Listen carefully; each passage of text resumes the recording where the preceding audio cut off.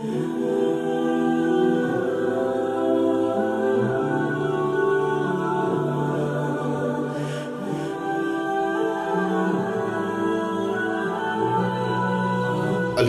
رب العالمین، الصلاۃ والسلام علی سید المرسلین، اما بعد فاعوذ باللہ من الشیطان الرجیم، بسم اللہ الرحمن الرحیم۔ السلام علیکم ورحمۃ اللہ وبرکاتہ۔ پروگرام روشنی کا سفر لے کر آپ کا میزبان طاہر محمود آپ کی خدمت میں حاضر ہے۔ ناظرین، صفات باری تعالیٰ کے اوپر ہمارے پروگراموں کا ایک سلسلہ جاری ہے۔ علامہ تحسین رضا سیفی صاحب ہمارے ساتھ موجود ہیں۔ ناظرین، اللہ رب العزت اپنی صفات میں متصف چلا آ رہا ہے۔ وہ قدیم ہے، وہ اول ہے، وہ آخر ہے، وہی ہے جس نے عدم سے وجود میں لایا۔ دنیا میں ایک امتحان ایسا بھی ہے کہ انسان کو نہ نظر آنے والا جو سب کچھ کرنے والا ہے اس پہ ایمان بعض اوقات نہیں ہوتا، اور جو نظر آنے والا ہوتا ہے وہ حقیقتاً اس کے اوپر سبب نہیں بنا سکتا۔ جب انسان پر اسباب غالب آ جاتے ہیں، مادہ پرستی غالب آ جاتی ہے، تو انسان اللہ کے احکامات میں کوتاہی کرنے لگ جاتا ہے۔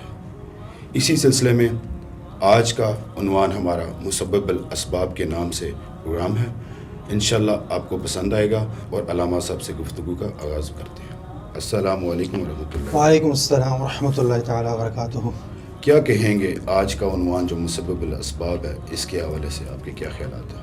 جی دیکھیے، ماشاءاللہ اللہ رب العالمین کی صفات کا ایک عنوان ہی ایسا عنوان ہے کہ اس کی ہر صفت کو جو ہم کھول کے بیان کرتے ہیں، ہمارے روح کو تازگی ملتی ہے، ایمان کو سکون ملتا ہے، ایمان میں حرارت تقویت ملتی ہے، اور مالک کائنات کی ہر صفت جو ہے ہمیں اس کی محبت کا مزہ دیتی ہے۔ تو دل تو یہ چاہتا ہے کہ ہم یہ صفات کا سلسلہ ایسا ایک جاری و ساری رکھیں، لیکن انشاءاللہ کوشش یہ ہے کہ جو مشہور اور جو زیادہ جو ہے عام ترین صفات ہیں ان کا ذکر کر کے ہم انشاءاللہ، کیونکہ ہم نے ایک سلسلہ شروع کیا تھا نا مسلمان کی تعریف، اس سے اپنی گفتگو کا آغاز کیا تھا، اور ایمان باللہ پر ہم نے گفتگو شروع کی تھی، اور ایمان باللہ میں اللہ کی ذات اور اللہ کی صفات پر گفتگو کر رہے تھے۔ تو اس کے بعد انشاءاللہ ہم اس کو کنکلوڈ کر کے ہم ایمان بالرسول پر انشاءاللہ جلدی موو ہوں گے۔ تو یہ چند صفات ہیں، لیکن چونکہ ہر صفت جو ہے اس کا مزہ اتنا زیادہ ہے تو مشکل ہوتا ہے کہ ایک کو چھوڑ کے پھر آگے جائے، اس لیے جو ہے وہ چیدہ جو اہم ترین صفات ہیں ان پر ہم ضرور گفتگو کریں گے۔ اور یہ جو اللہ رب العالمین کی صفت ہے مسبب الاسباب، یہ تو بڑی ہی کمال کی صفت ہے، اس کا تو ایک الگ ہی اندازہ ہے، لیکن اس کی اہمیت اور اس کے حوالے سے بہت سی چیزیں اہل ایمان کو جاننا ضروری ہیں۔ سب سے پہلی بات تو یاد رکھیے کہ یہ دنیا دارالاسباب ہے۔ اللہ نے اس کائنات کو دارالاسباب میں بنایا، ہر چیز کا اللہ نے سبب بنا دیا ہے۔ اللہ رب العالمین نے ہماری زندگی کے لیے جس طرح ہوا کا سبب بنا دیا، ہمارے بھوک کے لیے کھانے کا سبب بنا دیا، بیماری کے لیے شفا کا سبب بنا دیا، سواری اگر سفر کرنا ہے اس کے لیے سواری سبب ہے۔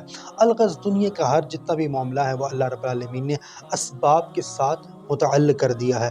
جس طرح بارشوں کا سلسلہ ہے، وہ اللہ نے اسباب کیسے بنائے، وہ بادل جو ہے وہ بخارات بنتے ہیں پھر وہ جاتے ہیں۔ تو اللہ رب العالمین اگر وہ چاہتا تو وہ بغیر اسباب کے بھی سب کچھ کر سکتا تھا، وہ تو قادر تھا، وہ تو قادر ہے، وہ تو قدرت والا طاقت والا ہے، لیکن اس کی حکمت کا تقاضا یہ تھا کہ اس نے اس کائنات کو دارالاسباب میں تقسیم کر دیا ہے۔ تو یہ اسباب اس مالک کائنات نے بنا دیے ہیں، تقسیم کر دی ہیں، اور حتیٰ کہ اللہ رب العالمین نے اپنے جو انبیاء کرام علیہم رضوان کو جب بھیجا، تو ان انبیاء کرام علیہم رضوان کو جب دنیا میں مبعوث کیا اور ان سے معجزات کرائے، معجزہ جو ہوتی ہے وہ انسان کو عقل کرنے والی چیز ہے، وہ حیرانگی والی چیز ہے، لیکن آپ دیکھیے کہ ان معجزات میں سے بھی اللہ رب العالمین کچھ چیزوں کو اس معجزے کا سبب بنایا۔ بے شک۔ ٹھیک ہے، اب دیکھیے اللہ رب العالمین نے جناب نوح علیہ السلام کو طوفان سے نجات دی۔ اب اس طوفان سے نجات کے لیے اللہ نے کیا فرمایا، وَاصْنَعِ الْفُلْكَ بِأَعْيُنِنَا، اے نوح ہماری آنکھوں کے سامنے کشتی تیار کیجیے۔ اب وہ کشتی تیار کروائی، اب وہ کشتی کو اللہ رب العالمین نے تیار کرا کے وہ کشتی کو اس طوفان سے نجات کا سبب بنایا۔ اللہ معجزہ ہے لیکن اللہ نے ظاہر سبب بنایا۔ بالکل بالکل۔ جلیل القدر نبی دیکھیے جناب موسیٰ علیہ السلام، اللہ رب العالمین نے ان کو کیسا معجزہ عطا کیا، ان کے لیے کیا کیا، سمندر کو پھاڑ دیا، چیر دیا۔ سمندر کو چیرا کتنی بڑی بات ہے، لیکن سبب کیا بنایا، بھائی سٹک ہے، آپ سٹک مار، وہ عصا ان کا وہ سبب بنا۔ قرآن کریم فرقان حمید اللہ رب العالمین فرماتا ہے کہ یہ والذی انزل علیک الکتاب، یہ وہ کتاب ہے جس نے آپ کو نازل کیا۔ قرآن حضور پاک کا سب سے بڑا معجزہ، اس کو بھی اللہ نے جبریل امین کے ذریعے سبب کے ذریعے وحی کے ذریعے بے نازل شک، کیا اور بے یہ شک۔ معجزہ بنا. تو اللہ رب العالمین نے حتیٰ کہ انبیاء کرام علیہم الرضوان کو جو معجزات عطا کیے ان معجزات میں بھی اللہ نے اسباب بنا دیے. تو سب سے پہلی بات یہ ہے کہ اس پوری کائنات کو اللہ رب العالمین نے اپنی حکمت، اپنی شان اور اپنی قدرت کے مطابق اس پوری کائنات کو اسباب کے ساتھ متعلق کر دیا ہے، اسباب کے ساتھ جوڑ دیا ہے. اور اسی وجہ سے مالک کائنات کا نام ہی ہے مسبب الاسباب، کہ وہ اسباب کو پیدا کرنے والا ہے، اسباب کو بنانے والا ہے، اسباب کے ساتھ اس پوری کائنات کو جوڑنے والا ہے. بالکل شکر.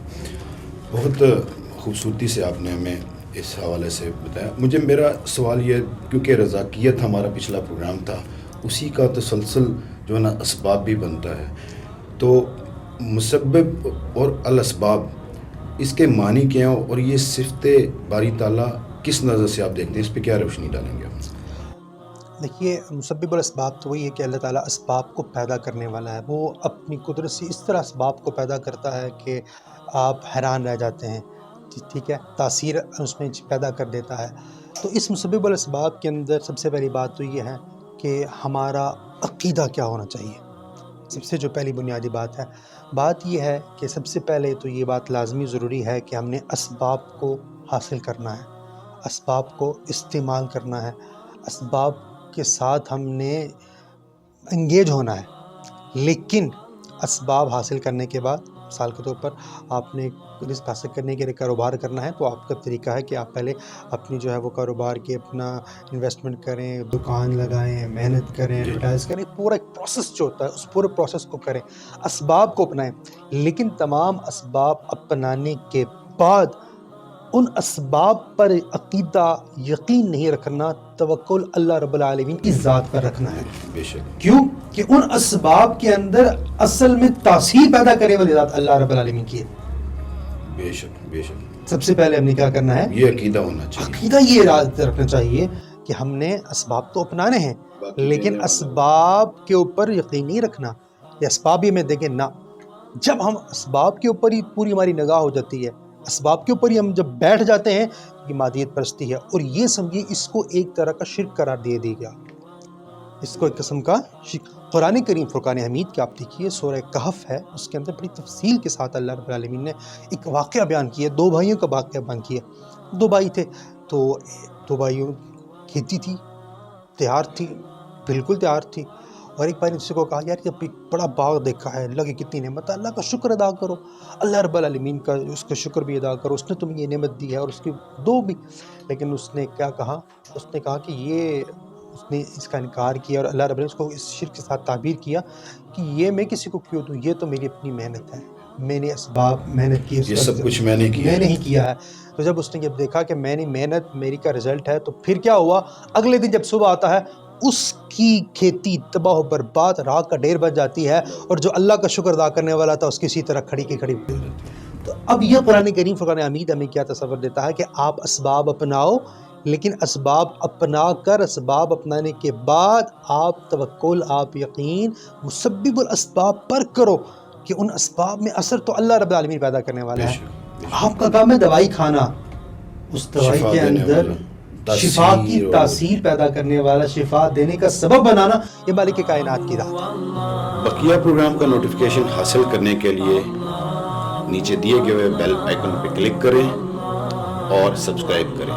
اللہ آپ کا حامی و ناصر ہو.